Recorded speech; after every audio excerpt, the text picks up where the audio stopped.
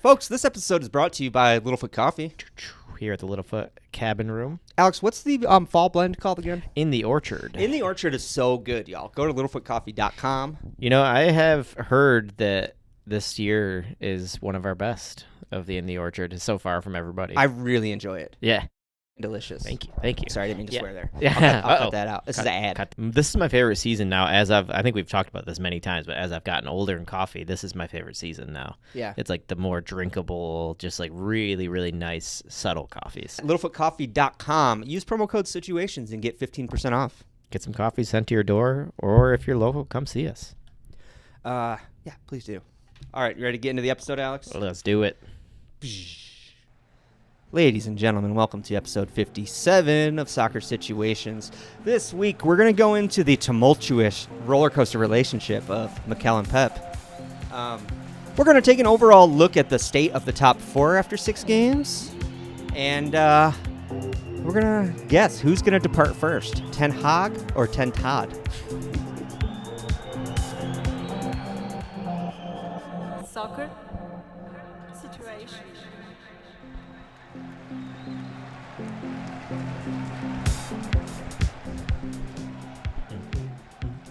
What's going on, Alex? Oh, nothing. Folks, welcome. Welcome back. Yeah, fun week going on. Pretty good week going on. Pretty good week of results. Pretty interesting stuff happening. Yeah. I don't know where to begin. We're actually going to begin in the past. We're going to rewind to last week, the fallout of Manchester City 2, Arsenal 2. Oof.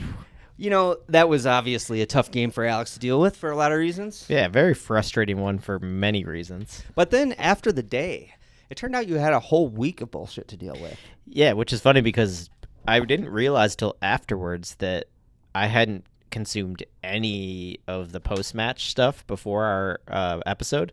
So I hadn't really seen or noticed any of the drama happening or already starting. Obviously, the drama on the pitch I saw, but afterwards, I didn't see all the media drama until after we recorded. Alex, Then I got fired up again. Listen, 20 years of Arsene Wenger's coaching and tutelage just flushed down the drain. Uh-oh. Yeah, you're Mourinho's Chelsea now. I've heard that. I've actually heard them say that is Mikel more Mourinho than Wenger. You're supreme masters of the dark arts now, Alex. More Mourinho than Pep, I guess, is what they say. Yeah. But so we're the masters of the dark arts now. Yeah. What do you think? I'm into it. I like being the bad guy. Do you want? Are we bringing back 1-0 to the Arsenal? I was just gonna ask. Let's bring it back. We do have. He did build us a solid back four that could be that kind of back four, a 1-0 victory team, but I don't think that's what's happening. I think people are being a bit dramatic about playing Man City with 10 men. Yeah, I think so too.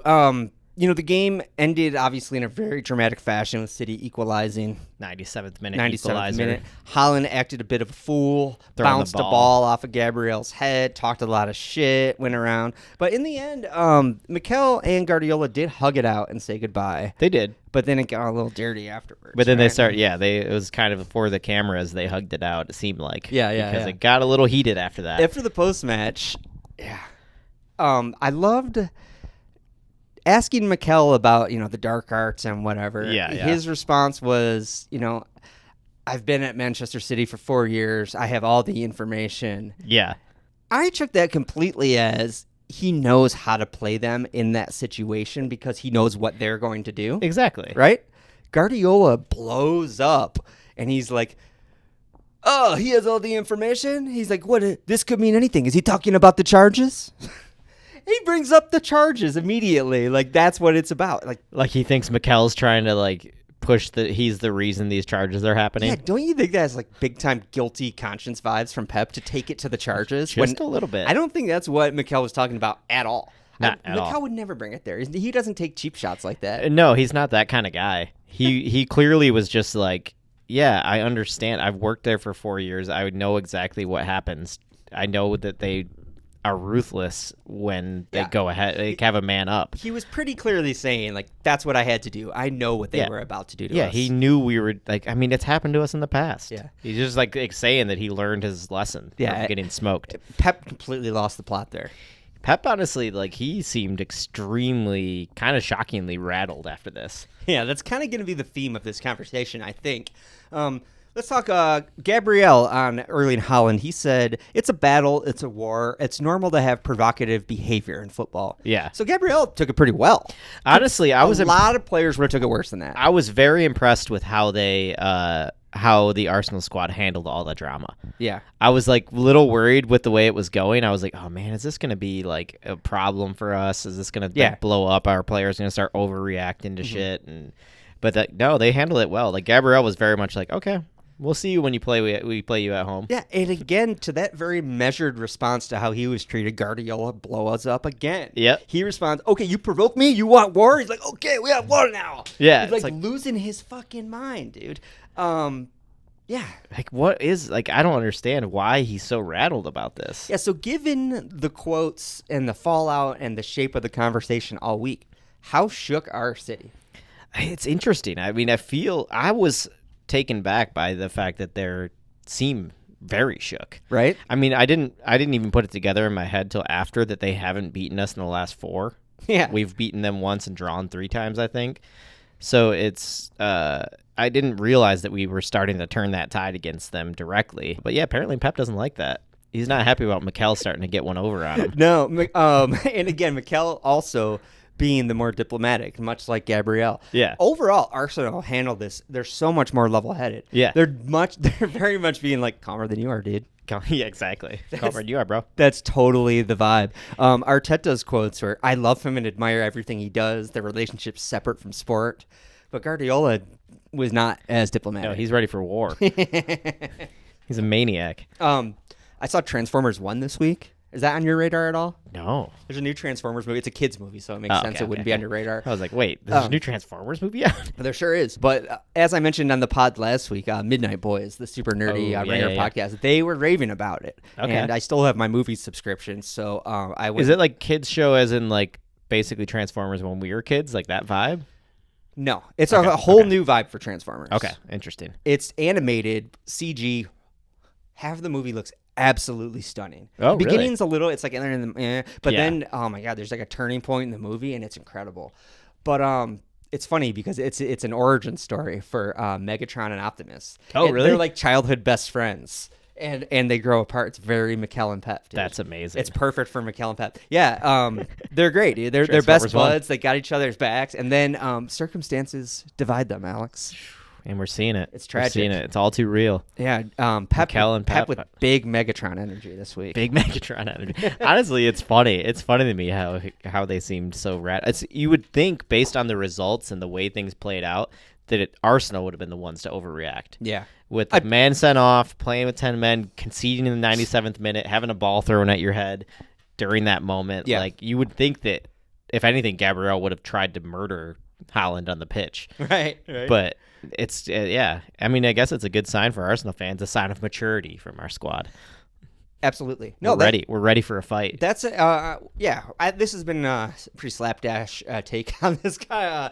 No, we did good. I think we covered it pretty well. But that's a good bow on it, is what I wanted to say. Yeah. I think Arsenal have shown maturity, and I think City have shown some cracks in their facade. Yeah, and I mean, obviously losing Rodri, I'm sure City fans, I haven't seen enough quotes or anything out there, but I'm sure they're trying to blame Arsenal for Rodri's injury, but that was kind of a fluke situation.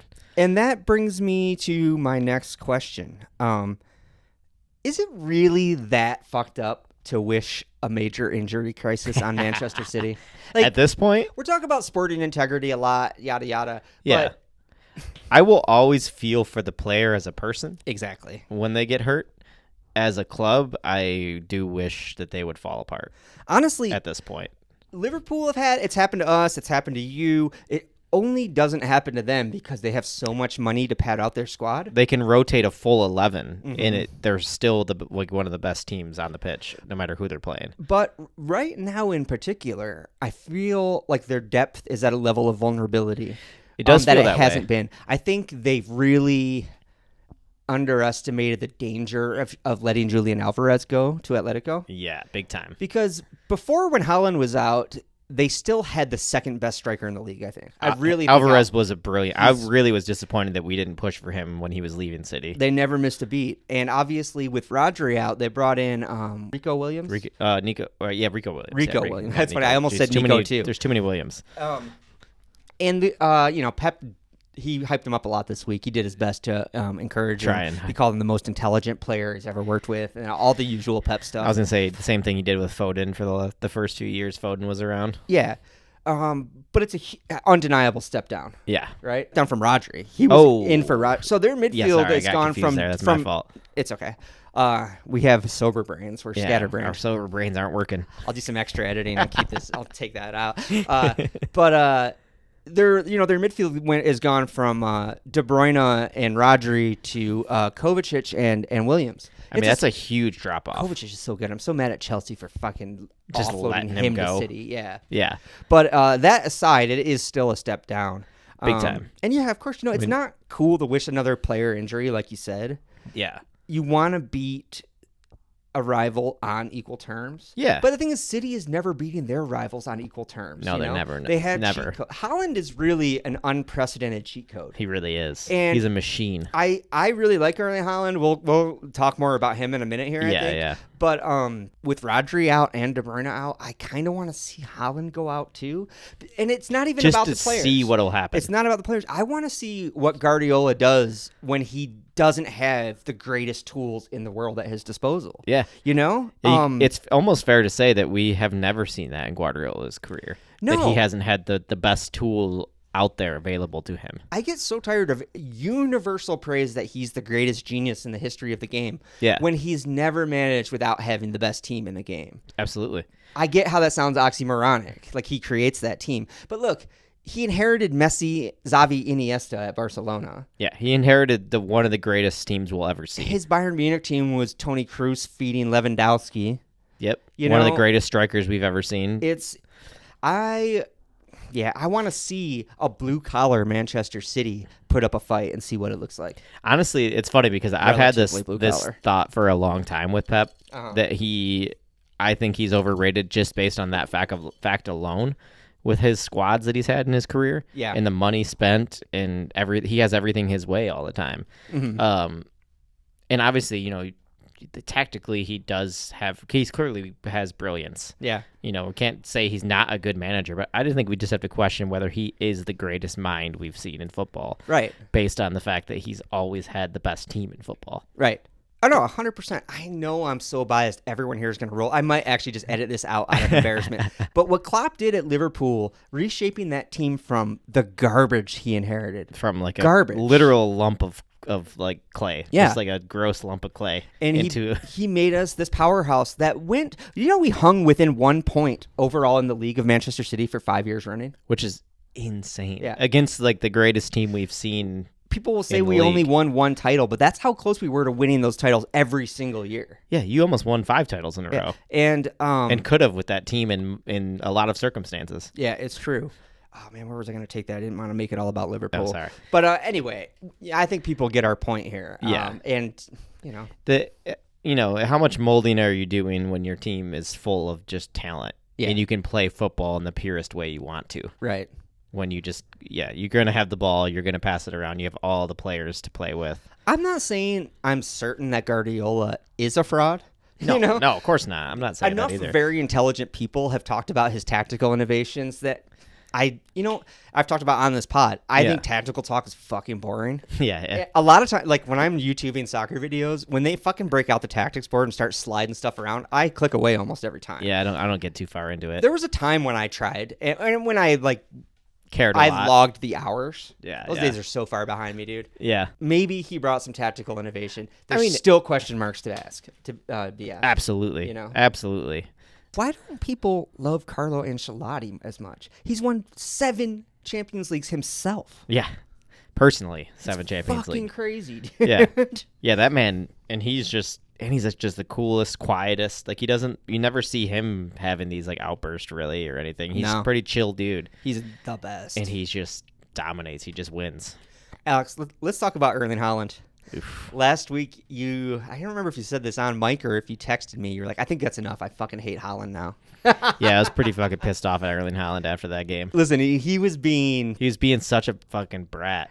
Listen, before the podcast, we were talking about the special relationship of Shane Gillis and his buddy Gervins. Yeah. Did you not get a little bit of Shane Gillis bully energy from Holland, just having fun bullying He people after was that? having a fun time bullying people.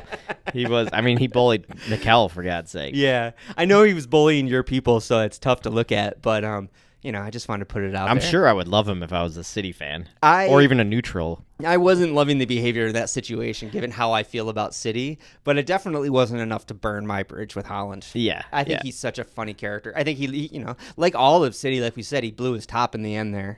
Yeah, I mean, again, another player that it was shocked to see completely rattled by us. So rattled. Which I guess isn't really too shocking because I think Saliba and Gabriel have fucking worked him over every time we've played against them. I was going to say, if you watch the highlights package there's a lot of Gabriel giving him the business. Yeah, like he got his goal, and it was a brilliant, through ball and goal. Yeah. And great finish. Obviously, he's the best at that. But yeah, he got beat up pretty good in that game. Yeah. Gabriel was taking shots every chance he could. Yeah. What prompted my thoughts about the injury crisis potential is there was a moment there it looked like Holland was going to leave the game. It's true. He took a kick to the ankle, I think. Yeah. Or did he land? Anyway, he landed awkwardly and was feeling it out and was like looking at the bench. He was limping for a little bit. Yeah, he didn't seem 100% for a while there. Which we might. Yeah, we could talk about a little bit about Rodri with the overplaying too. It's interesting the timing of that. The fact that he really was the one pushing hard against for the players to be given a break. Yeah. And then he blows out his knee. Perfect. Truly perfect. Honestly, martyr for the cause. It's kind of the perfect thing as a neutral or as like a non-City fan because they lose Rodri. Yeah. But he also is fighting for a good cause for all of us, which is less football for these players. And for him to go down injured like that, it's perfect timing. Maybe we actually will see some change. But, it was a great statement, I was going to say. That poor guy. Yeah, I know. But, I do feel bad for him. You don't want to see a player blow his knee out. But no, we joked about wanting an injury crisis at City. If we could somehow have that injury crisis without any of the individual players actually being hurt, yeah, exactly. that would be if we great. could basically just take all those players away from them for a little while. Yes. Without anyone actually getting hurt or ruining their career. That would be perfect. Stuff them in a closet somewhere for a little bit. Just kidnap them for a little while. So they have to play with a real squad, normal squad for once. Please. All right, let's move on from that. That's the past. Yeah. Let's take a big picture look at the state of the top four as it stands. There's a lot of good teams in the league. Yes. Right now. The top four, people used to make fun of Wenger for counting it as a trophy. As trophy. It is undeniably a trophy. Let's call it even that. more so these days, I feel like, than ever. Where revenue matters more than anything, it unlocks your ability to break through the glass ceiling that Villa To be is able to trying compete get at that level, Yeah. Consistently, you have to have money. You need to be in there. As it stands, we've got Liverpool in first, Manchester City in second, Arsenal in third, Chelsea in fourth, Villa in fifth, but level on points. Yep. City and Arsenal level on points too? City and Arsenal are level on points as well, both on 14. And Liverpool just one ahead, so there's only a 2-point spread between those 5 teams. Yeah, it's pretty tight up there. Absolutely. I mean, is this our new battle for the top 4? The reason I put it in the running order is I think it's actually the least predictable it's been in a while right now. Absolutely. You know? Yeah, this Villa team is a complete unknown, really. Not really. We know a lot about them, but We love will Unai. they continue or will they fall apart? You never know. Absolutely. You know, Unai, we've raved about his history and knockout competitions.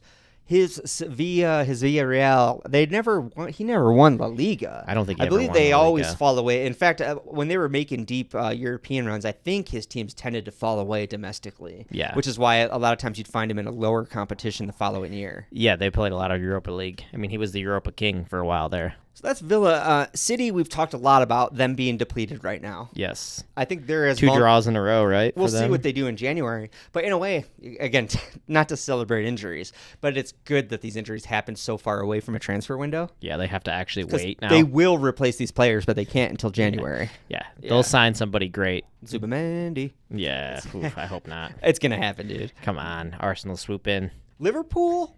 I want to talk about Liverpool a little bit. Yeah. You know, I mean, they're flying high considering nobody really knew what to expect this we're year. top of the league, but we haven't played anybody yet.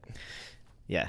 One of those, is this a false a false table And that we're looking at I actually picked up some concerns this weekend, despite the win. against Wolves. Yeah. Yeah, there were moments in that game. We didn't look good. Yeah, it wasn't the prettiest game. And it reminded me a lot of the Forest game where they were able to just kind of physically disrupt us. Yeah. They were able to disrupt the flow of that midfield that I've been so stoked on. You Wait know? till you play us, dude. We're going to Mourinho the shit out of you guys. God, dude.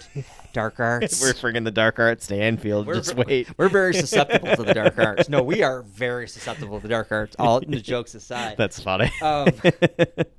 But Liverpool really look like they can be got at physically. Yeah, and I'm concerned about that. And that actually led me to like a little bit of a wacky prediction. Uh-oh. Coming out of the fixtures this week, I was like, I think we're going to finish 5th.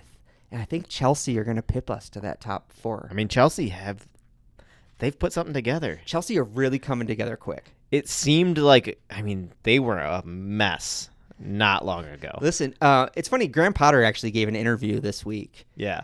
And I don't remember who he was talking to, but he was describing players sitting on the floor because when they had everybody fit, they couldn't fit everybody in the locker room. Yeah. And Maresca, I think of that compared to Maresca's statement where he was Yeah. like, I don't have 28 players. He's like, those guys all got shunted to the B team. Yep. I'm working with a normal squad, 20 players, whatever. Which is, And was Graham Potter just too soft to do that, and that's why he failed? it might be, yeah. Maresca's it might cold-hearted. seem like he's cold as hell, but it's working. At the beginning of the season, we asked if Chelsea had a squad within the squad. It seems like they did, and it seems like that's fixing the situation. Yeah. It seems like that's literally their problem was the squad was too chaotic and too big. Yeah, so their management, their boardroom is still in complete disarray. Yeah, it could be a mess. There's It could fall apart. Civil war happening within the ownership, so we'll see what the stability looks like there. But I'm actually starting to get worried on the about that. pitch wise. They seem pretty good. They're starting to click pretty well. Nicholas Jackson's on fire. Yeah. Cole Palmer is still sadly as good as he seems to be. Yeah. Yeah, no, it's true. Four goals in the first half for the first time in the history of the league. Insane, man. Yeah. Cole Palmer. Who would have thought? We weren't going to mention that. I'm glad you did. Or I didn't have that in the notes. That would have been insane to not mention. Yeah, right? That's a big one to miss. Huge. Yeah, I'm not panicked about Liverpool necessarily. Yeah. But this weekend, I saw a team that looked like a project. Yeah. There's been all this talk of like the silky smooth transition, and they're firing on all cylinders with Slot. Yeah. I think there's work to be done. You know, it's hard to say too because he inherited a squad that's so gelled together. Yeah. That with just a decent tactical mind, and they can play football. They should be able to do well. But if he's actually trying to like morph this team into his own style, Yeah. I think there's got to be growing pains at some point. Yeah, dude. I have here on the running order, I just got a feeling. Yeah. And you do get that feeling. I know what you're sometimes. saying, yeah. I was like, You can see your team starting to like struggle, and you're like, yeah, we're winning games, but Yeah. something's not clicking here. Yeah, it's not cooking. And when you have teams like this behind you, top 5 is so competitive now. Right? Let's talk a little bit about that feeling. It's funny, I've been watching Agatha too. Agatha all along on Disney Yeah. Plus. But I fucking love this show. Oh, new episode tonight. Yes. But it's a witchcraft show, and it's silly. It's like Marvel Universe witchery. Yeah, so yeah. there's like different and one of them is a divination witch, and they can see the future. Okay. And I was thinking about that as I was thinking about my prediction that Liverpool are going to fall out. Like, I can see the future, dude. Yeah. And I think the best evidence that you're a diehard football fan or that you've been watching for a long time Yeah. is how early you can kind of feel danger or predict danger. It's right? true. Even on a much smaller scale, even during games, you see it coming. I broke it down into 5 stages. Oh, okay, nice. 5 nice. stages of development here. Ready? When you're a new fan, dude, stage 1 of feeling the danger is when you see a striker get a chance. A guy runs through on goal. You're like, oh, he's through. You see this when you're at the bar. If you go to this is where everyone in the bar is like, oh, Everyone starts yelling. Yep. That's stage 1, dude. The obvious threat on goal. Stage 2 is when you see the lane for the pass that ends up being the assist for the goal. Yes. Right? Yeah. When I remember feeling so sophisticated as a soccer fan when I was like, when I started to get excited about the pass. You can see it before the pass is played. You're like, they're gonna do it. For me, it was Xavi Alonso with those slotted. I was like, yeah. there's and he'd play that slotted pass. Yeah. So now you're starting to see the bigger picture there, right? You're not just watching the ball. You're looking at the game a little bit. Yep. You're seeing possibilities. You're seeing opportunities creating. Yeah. Stage 3 of divination football fan, I guess, is when you start to recognize team shapes forming that will lead to the threat. You see your boys forming triangles. You might see some runs in the background happening. Yep. You know, you see the shapes that will lead to the assist from stage 2. Yes, you know what I mean? You get a familiarization with your team, you know. Mm-hmm. You start to know a bit more of the patterns they're going to play. You get a little bit of a Pavlovian response to threats where, like... Yeah, you start seeing pass buildups happening, and you're like... You recognize the energy. Yes, yeah, I get that. And that is on to stage 4. When you can really, even despite, like, specific moments in play, when it's just like you feel your team's energy rising. Yeah. When you can see the momentum start building. Start to crisp up, you know? Yeah. They're not, the touches start to get a little tighter. Yep. You start to see more off the ball movement. Yeah, you the know? boys seem to be like on edge, sharpened up, reacting to everything. Yeah. And in my notes I had that. That's when you're truly a divination witch. When you can predict a game moment like a couple of minutes before it happens. Before it starts to happen. Which I'll be shameless about bragging. I can do that with Liverpool. Yeah. I see goals coming a couple minutes before they happen. Not every goal. Not every time. Not all the time. But when the team's cooking and you can start to feel that, dude, it's the best. Yeah, it's the best. You know what's funny is my first experience with that in sports is Red Wings, like watching hockey. Sure. Watching hockey, you can feel the same with hockey. Yeah. You can really feel the momentum or feel it coming. Like, it used to blow my mind all the time. I used to be like, oh, man, how does Mickey Redmond always know there's a goal coming against us? Or how does what a great reference, how does Alex. this guy just know what's going to happen Mickey next? is the king divination witch of hockey, dude. Yeah, he just always knew. And then slowly over years of watching hockey, I started to see what he was seeing and see those patterns. And being like, excellent. One shout. super basic one. Oh, sorry. No. I just want to rave about Mickey Redmond. Yeah, Mickey's the best. He's one of the best sports announcers of all time. He truly is. That's a local commentary, color commentary for Detroit Red Wings. You should actually look up clips from him too and stuff because he genuinely, I think, on a national scale, he is respected as one of the best. The Red Wings broadcast crew is respected as one of the best in the league. Yeah, and I think a lot of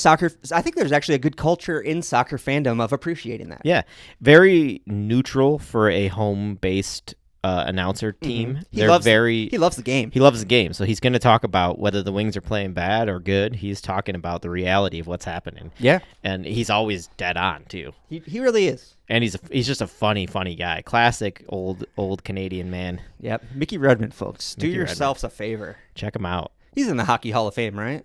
If he is, he has to be. Yeah. If he's not, he will be when he retires, I guess. I hope he never retires. I can't imagine hockey without Mickey. Today we saw Manchester United host Tottenham. It did not go well for the Minks. Talk about drama. Yeah. Do I have notes specifically? I don't.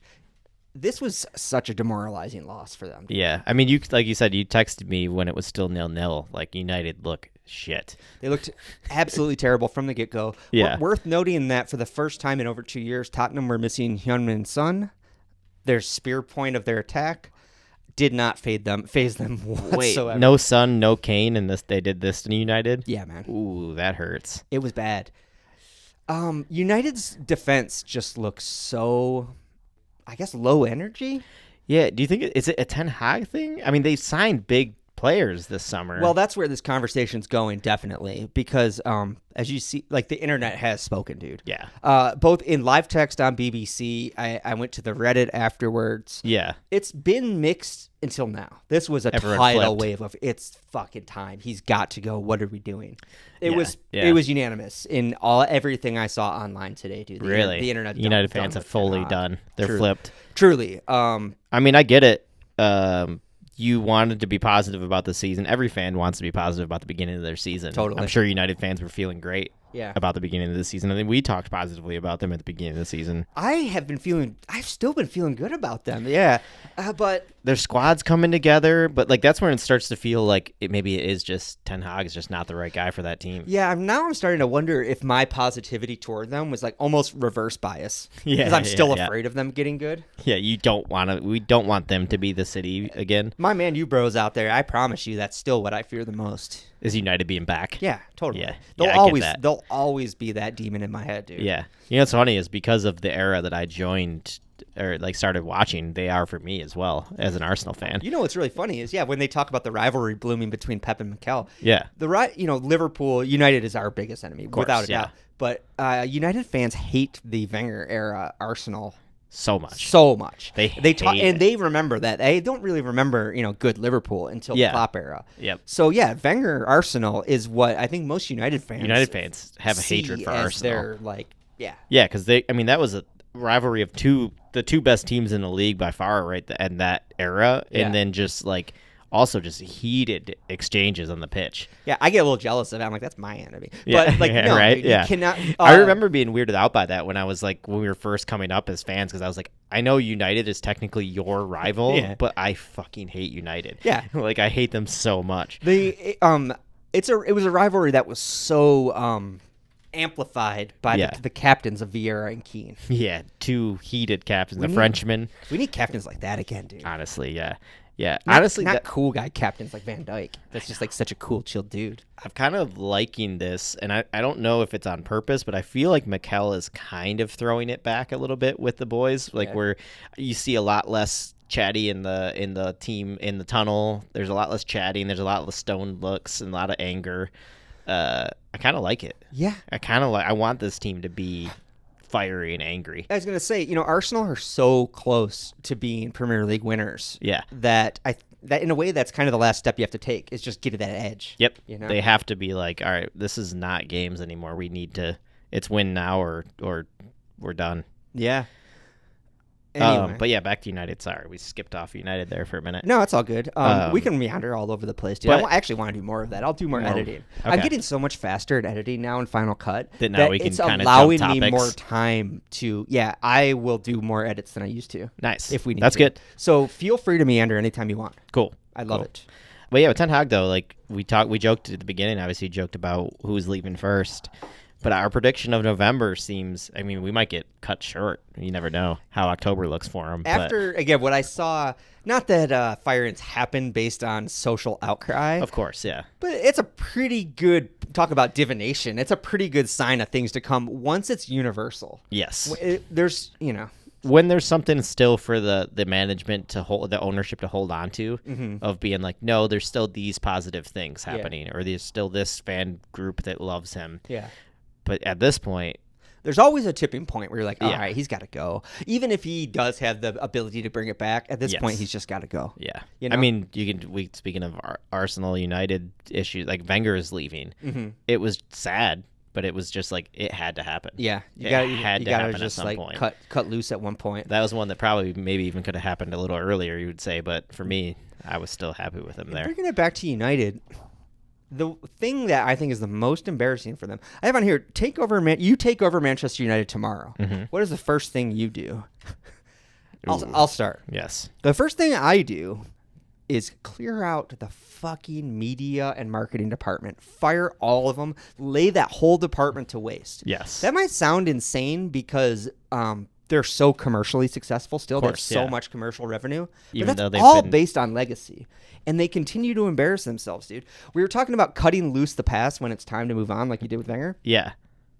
They are still hanging on to like throwback United glory days. Yeah. as- The 30 days.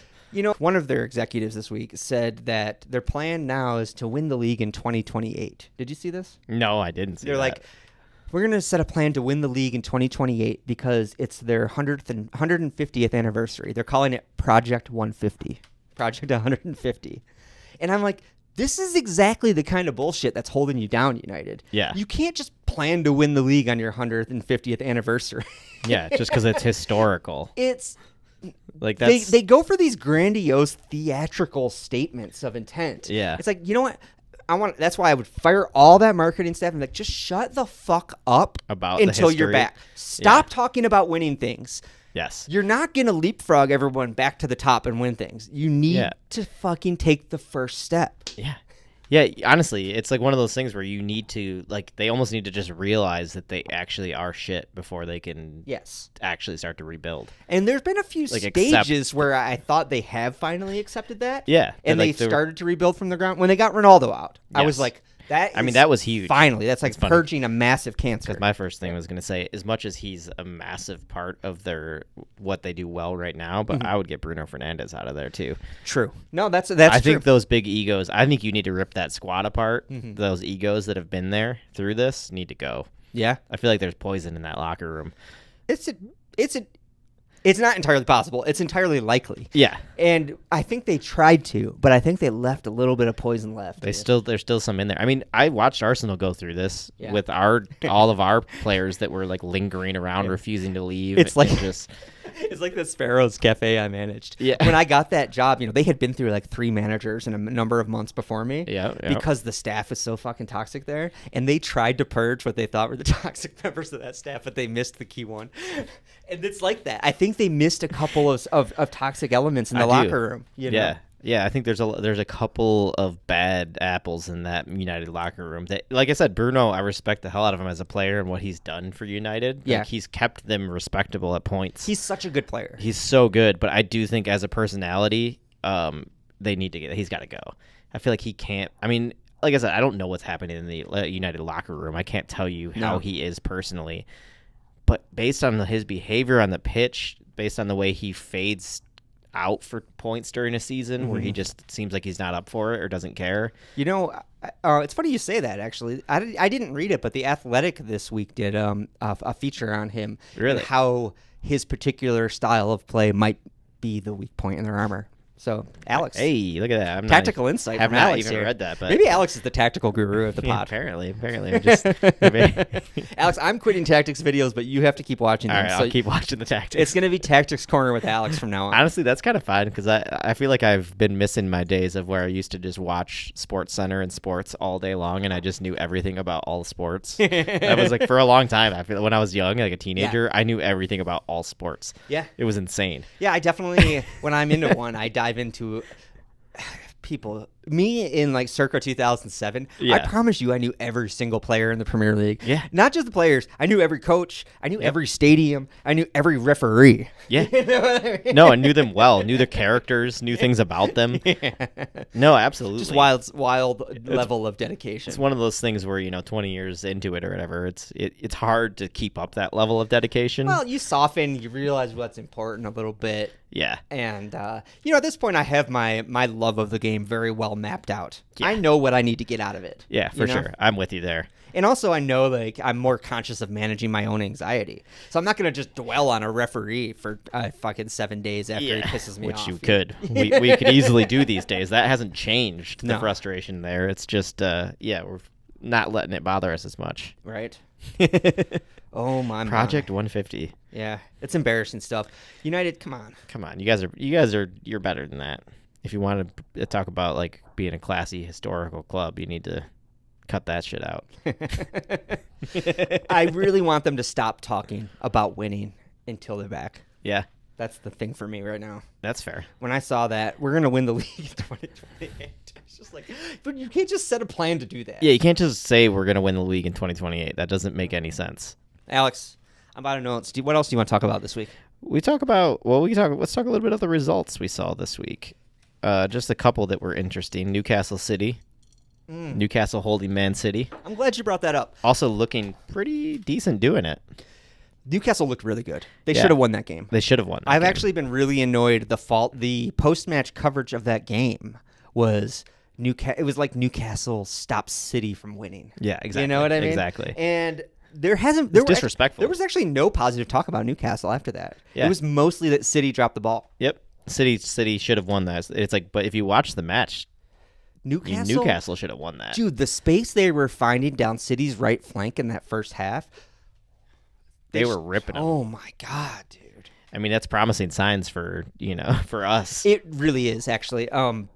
rewinding to like the state of the top four. Yeah, I predicted Liverpool falling out of it. Yeah. and Chelsea moving up. But I also meant to say I don't know if I see City on top, dude. Yeah. I think I see them looking a little vulnerable right now. Yeah, we might finally see a break in their This is their streak. Easiest prediction ever to be embarrassed by. You know what I mean? Yeah. So When they win the league by 10 points. give and us a little bit of credit for even month putting left. that thought out there. I'm just going to say compared to the City we've seen in recent years, they look vulnerable right now. Yeah. And honestly, maybe it is just like pure exhaustion of players Yeah. that's causing it. But Well, they're missing either Roger. way, it's still seeming. It still seems like they're not the same Anyway, in this exact moment. in that game, I felt really happy for Anthony Gordon. We've talked a lot of shit about Anthony Gordon. Yeah. Both of us. He was an Everton didn't boy. really want him on our team. He but looks like a Weasley. Ever since I found out that he's a childhood Liverpool kid and Yeah. he really wanted to come to Liverpool, did you see that article where he apparently told everyone in the England squad that the deal was done? He thought he was coming to Liverpool. no. I felt so sad for him when I read that, dude. that I hurts. was like, man, that's really That fucking hurts. bummer. So when he scored the equalizer in that City game, I gave a little bit, dude. I'm I was kind of pretty behind happy Anthony for him. Gordon now, dude. Coming around on him, dude. Yeah. Coming around on Anthony Gordon. I think I am. No, I was happy for him too. It's funny because I don't think I really knew why I was happy for him, but I was just like, all right, I'm happy for the goal, obviously against City. That helps, but Yeah. yeah, no, he seems like a likable enough character.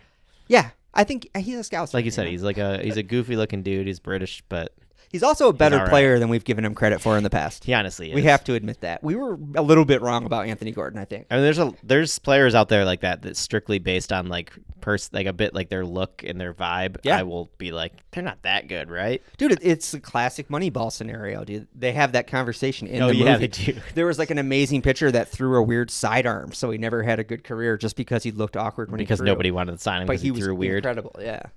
Yeah, It's just human nature. It's true. You kind of can't deny, which is why the sport is moving to data analytics because Yes. that removes that bias. takes that that bias, visual bias out of it. We're not saying anything innovative here. No, of course not. But good for Anthony Gordon.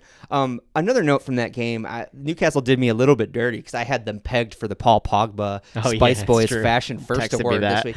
Their warm-up hoodies were so sick, were those sick. green and white ones. Yeah, they were real sick. Yeah, but they had to get their asses beat to qualify for the award. Nope. And they didn't. They didn't. They held showed their up own. looking good, and then they looked good on the pitch. They good swagged job, over, got some result against City. Should have won it. right? Unfortunate. Maybe that becomes the fashion and function award when they do that. Yeah. From fashion first to fashion and function. There you go. Functional fashion. Functional fashion from Newcastle in that one. Yeah. Speaking of Chelsea, we talked Chelsea up.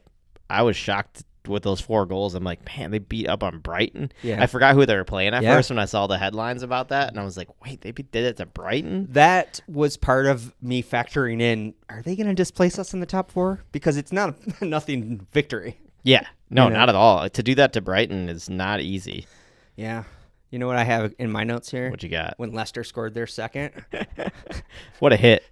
Oh, my God. Goal of the year so far. James Justin, who would've thought? That's probably going to win goal of the season. I mean, I wouldn't be mad if it did. It was a beautiful strike. I think it will, dude. It was incredible.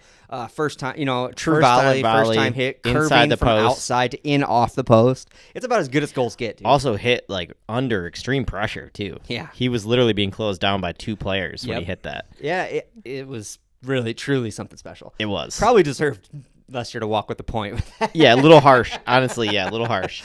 But, yeah, especially anyway. the way it happened. They cut to Steve Cooper on the bench, and I was like, oh, that's Little Deuce Cooper. And then he has a nickname. I was just immediately thought of the Beach Boys, dude. Little Deuce But Cooper. they scored too, so yeah.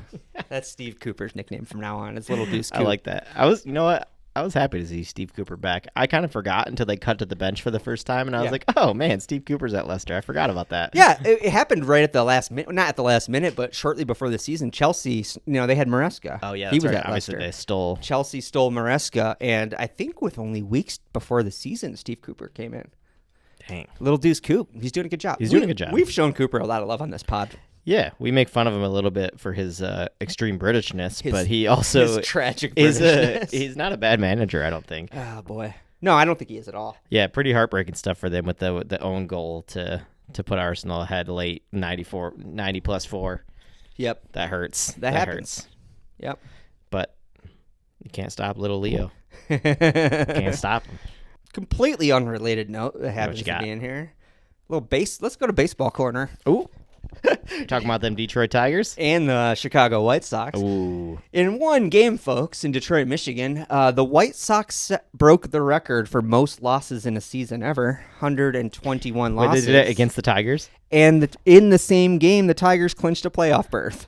Ooh, Chicago White Sox fans, not a good day. How is that for fucking Detroit-Chicago rivalry schadenfreude, dude? Damn, that's beautiful. Tigers make the playoffs. Unexpectedly, apparently the Tigers just went red hot in the last month. No, the Tigers were well out of it, and Yeah. they came storming back into the playoff race. It's actually a huge, huge comeback for them. That's massive. And the White Sox were trying desperately to fend off that record. They had won 3 games straight at home. Oh, really? Yeah. I knew they were embarrassingly bad, but I didn't know that they had a chance to even do that. Like, they were still fighting for something. Worst of all time, folks. I think was it taken off the Tigers, too? Could have been. I don't know. Because the Tigers had some teams back in the day that were I real think bad. it was taken off a team like from the 30s. Oh, okay, So I okay. can't quite remember. I feel like the Tigers have definitely had some well over 100 lost seasons. I feel like this was different. Did you see it? I mean, I've been seeing footage of White Sox Stadium completely empty. Yeah, Like completely empty. I was gonna say I heard rumors that there was like someone was saying like, you know how many people were at the White Sox game last 30. weekend? Like 15. Yeah. Like crazy. No, I saw pictures of the stadium where it looked like it was closed. It didn't Yeah. look like a game was happening. It looked like COVID style. That's wild, dude. It's also sad It because is I love sad. going to White Sox games. Who cares if the team's good? Go to a baseball game, Bro, people. when I moved to Chicago, that's how the Sox were. And you could go to games for like $8. It was the best. Remember when the Blackhawks were like that too? We could go to games for like $10. I used to go to about 20 Blackhawks games a season when I first moved to Chicago, dude. Oh, you know what's super funny? A lot of Chicago Detroit connections right now. Did you see that video of all the Chicago Blackhawks fans or players at training camp picking No. their NFL Super Bowl winners? No, are they picking Detroit? They're all picked, like almost all of them picked Detroit. Almost all of them. Oh, that hurts. Oh, that had to. I was just laughing inside because I knew Blackhawks and Chicago sports fans were fuming about that. Yeah. About them all like happily selecting the Detroit Lions as their team to win the Super Bowl Are this you year. up on what's going on with the Bears? Are they moving to the suburbs still? I don't know what's actually happening with that. I think that is still the case. I know they bought the land officially. Right? Yeah, yeah. I haven't heard any progress on whether that's actually happening or not. Interesting. But that would be, I mean, it'd be a shame I for that to happen. have no love for the Bears. Yeah, of course not. Lots of love for Chicago. Yes. And that would fucking suck, dude. It would suck for the city, yeah, for real. Yeah. Yeah, obviously we don't like the Bears, but a sports team should be in their city. Dude, I hated when the Fire moved out to the suburbs. You Yeah, know? that was bullshit. I stopped going. Yeah, I think I went to 2 games in however many years they were at Toyota. because it was impossible to go to. Yeah. Yeah, they don't like. I don't understand the mentality of these organizations that move these teams outside of their cities, Yeah. and it's really frustrating. I mean, look at England. Come on. MLS, it was the most frustrating example because it was very consciously an effort to court families. I remember there was actually like a statement that was their strategy, was moving MLS out to the suburbs because they considered it a family sport. It's like, that's so stupid, dude. I mean, that's Is every other sport not a family sport? that kind of sums up like the mentality of the MLS as a whole. I feel like I love that, Alex. I completely agree. like it's a cute family sport for Yeah. 10-year-olds. It's why soccer's never been taken seriously in America. Because literally, people will stop. They pull their kids out of soccer at like 8 to 10 years old. Time to play real sports now, Yep, kids. time to start playing football or basketball. Yeah. Or it's like, yeah, it's not taken seriously in this country, No. and the MLS is not helping itself with the way it's managed. Yeah, I don't know. Maybe it's getting better. I'm not super in touch with American, but no, That's true. But I keep thinking it's going to get better, or they're doing something that's going to change it for the best. And then I look into it more, and I'm like, it's still the same league it's always been. It is, and Just more Youth teams. soccer are still privatized academies that are super expensive. Yep. And that's the core problem. Yeah. But we don't need a lecture about, I don't know. We don't need to go too far into that. We're not experts on the situation, so And that's really it. Is I started to sense I don't that. wanna I'm like, go am I too talking far into shit it. right now? I think I'm talking shit. We better yeah, stop. we might go too far into that. I don't want to. I'm not opposed say to things a that little aren't real. shit talk on this. I'm not opposed to a lot of shit talk on I this don't think podcast. we're wrong about American soccer still being in a terrible place and still there being major problems like that of it being looked at as a kid's sport. I got one positive But- angle on USA soccer. What's that? I'm starting to think Christian Pulisic might be developing into something real. Is he actually going to be a talent now? I've been watching a lot of Milan highlights. You sent me some stuff recently. I'm like, Todd's sending me Pulisic stuff a lot lately now. He's looking really good. How old is he? He's 25? kind of just coming into I think his he's like prime, 25, right? yeah. He's been around so long that he's one of those players where I'm like, Pulisic's got to be aging out soon, right? It's Nah. like, no, he's actually gonna he's getting into his prime right now. He was actually linked this week with replacing Mo Salah if Salah doesn't sign a contract extension Interesting. by January. They're talking Salah out in January, Pulisic in. I think that's just nonsense because Yeah, of Pulisic's been course. hot for the past couple weeks. Yeah. You know We'll how- see if he can keep it up, and if Player transfer gossip just heats up when a player's hot. of course, always. And But I would be happy with that. I'd be so happy to see him come good. Yeah, me too. I think I would. I mean, he was Dortmund originally, right? When he Yes. was lighting it up. Mhm. Yeah. I mean, he seems like a good player. He's always been kind of a confusing player to me because he seems like he has it all, Yeah. but then he's just been inconsistent, and maybe that is just a factor of him being young. I don't know how often I've watched him play 90 minutes, to be honest. But that goal I sent you earlier in the week was one of the best I've seen in a long time. It's beautiful. It has a little bit of everything. The way he drives and dribbles and like the changes of pace and the finish. It's not like a fluky good goal. You're like, that looks like a real player. I mean, and his goal against you guys was really nice as So well. good. I forgot about that one. Yeah, he banged one against you guys as He well. sure did. It was incredible. What a tidy finish. Yeah, beautiful. That finish. was a clinical finish, dude. Yeah. That was the only place he could have put that. I didn't like that reminder, Alex. No, we went on to I'm okay with that.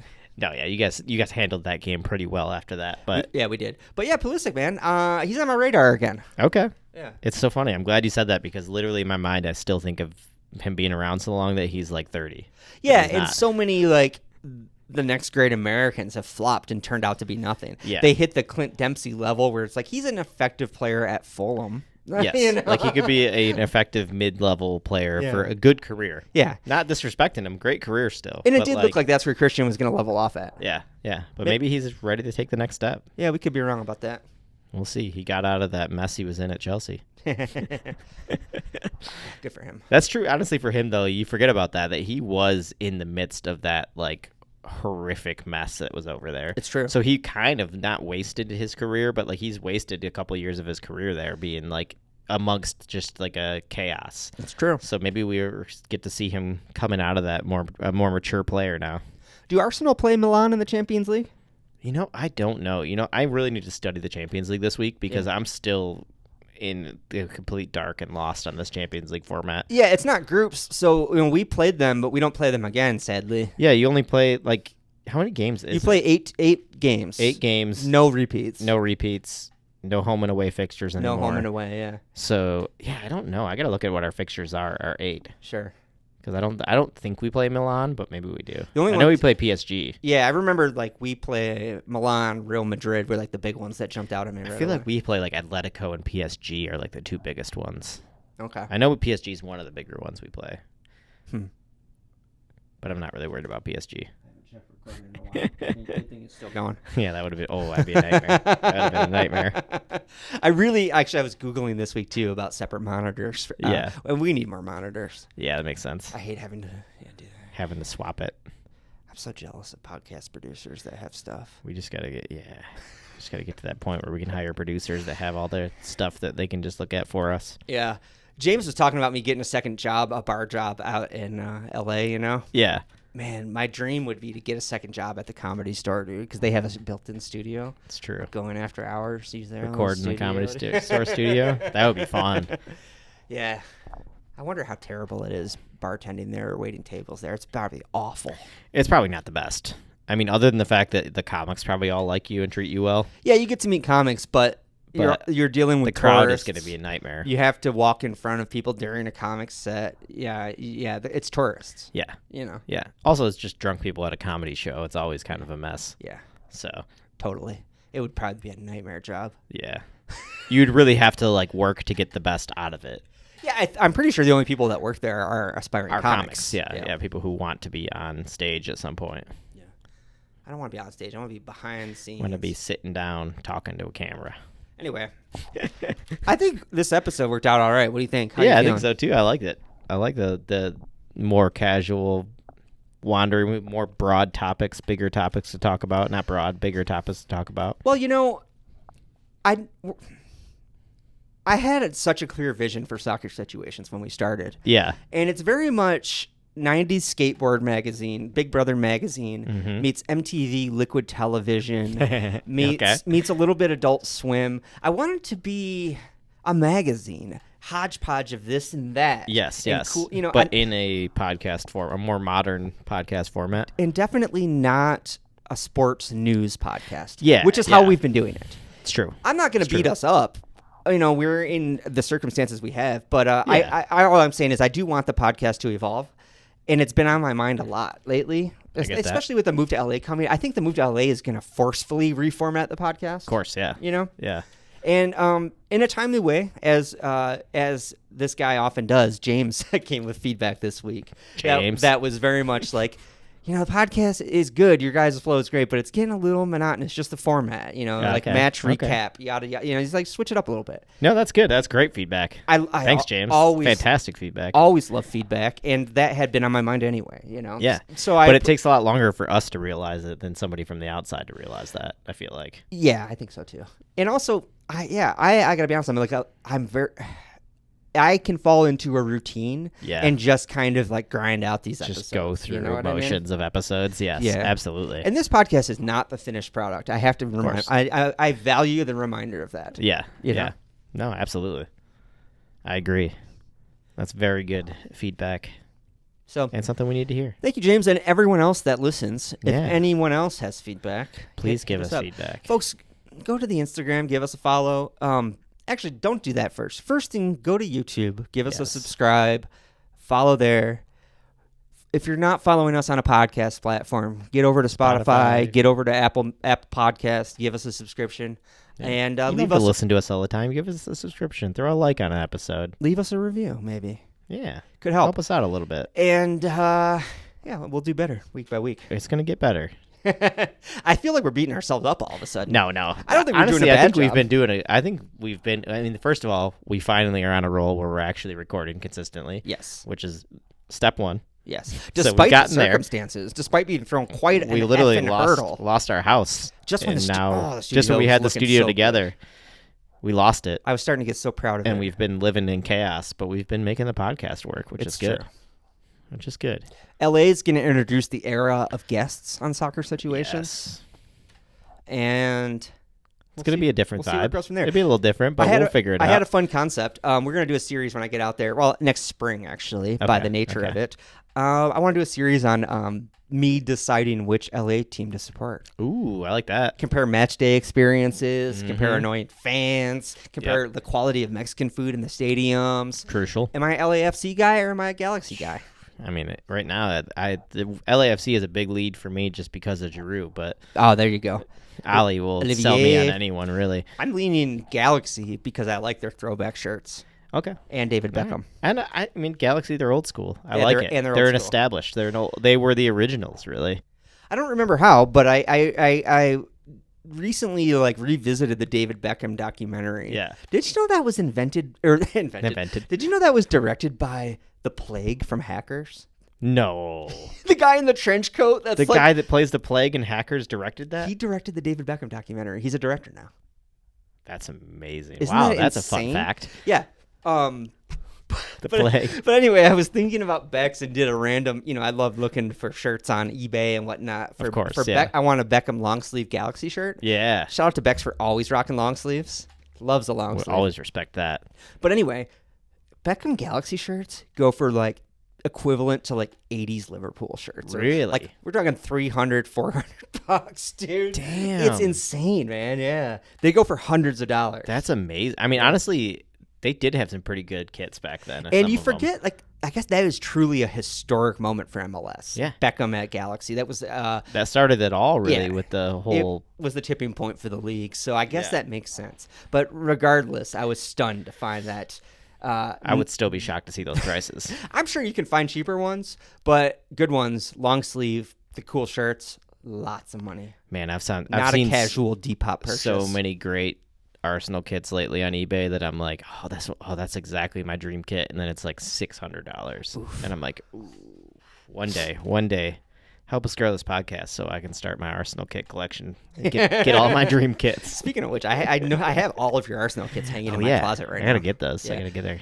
And collection back together. let's run one last piece of kit news. What you got? Well, just Footy Headlines has all but like solidified those Liverpool Adidas rumors, and Nice. they dropped the 6 teams that the Liverpool Elite or the Adidas Elite trefoil vintage designs are going to be next year. Yeah. Liverpool's on the list. Is Arsenal on there? 'Cause Arsenal's still on I was there. going to say, because I saw Arsenal's, they haven't dropped the kits yet, Oh, but the okay. official color wave thing has come out. Yes. Yeah, obviously our home kit's the same, but the maroon and gold's coming back. Yeah, I saw that. And the blue and the baby blue and dark blue. Like Oh, really? Yeah, the double blue. The lightning design. The jagged double blue. Yeah, that's currently coming back next year as well. Cool. The Which I'm Liverpool- into all those. Yeah, Liverpool fans are all excited about the green. There's a green Green's with coming white back? and black trim, yeah. Nice. And it has a vintage crest, and that's the one that's going to have the vintage Adidas logo on it, too. Oh, I like I think that. it's the away kit. It might be the third kit, but I Maybe think the it's the third. away.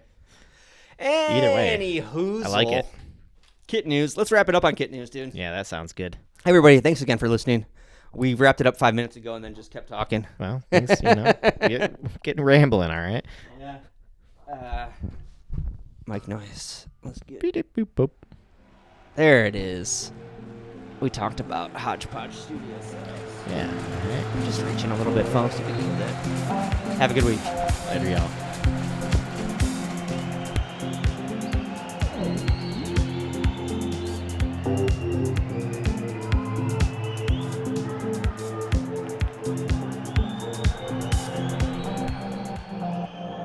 Soccer situation.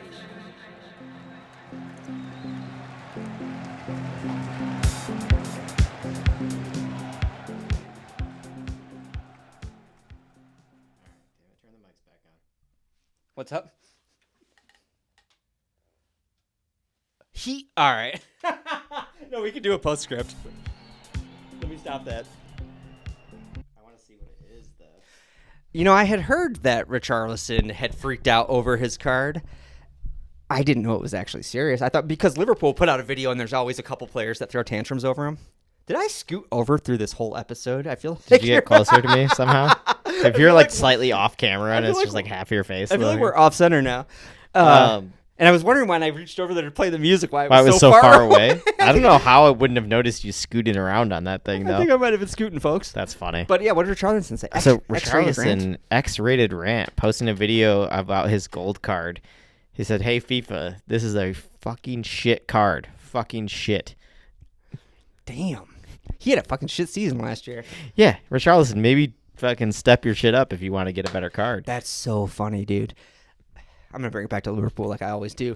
I watched the 15-minute Liverpool video of Jota going around giving everyone their cards. Oh, really? And it's mostly really, really funny. There was course, yeah. actually a sad moment. Dude, Gravenberch, he got a terrible card too. Like really bad. His main attributes were like comically bad. Like defending and passing and dribbling were like in the 30s, I feel like 30s to 50s. Ooh. Everyone, there's, like 4 players are gathered around talking shit. And with Yeah. Gravenberch, they all just kind of went, "You'll do better next year, man. You'll do better next year." And he looked legitimately sad about it. I felt bad for him, dude. Well, I mean, we didn't see a lot of him last year. No, But that's still extremely harsh from EAFC there. it was bad, dude. Also, like, he's going to be one of those ones where, like, the game's going to release, and then because now it's out, His stats his are update's going to shoot him through the roof because he's been playing so well. Do you know he's been man of the match like Liverpool's last 4 matches? Really? Yeah. I mean, he looks like it. He really is doing. He's running the super, show in the super- midfield. No, he is. He's definitely been our surprise. He's been our story of the season. Yeah, He is. absolutely Yeah. so far. For a Um, team sitting top of the table, so Yeah, and- EAFC is going to have to do a quick update. And he took that card with a lot more dignity than Richarlison.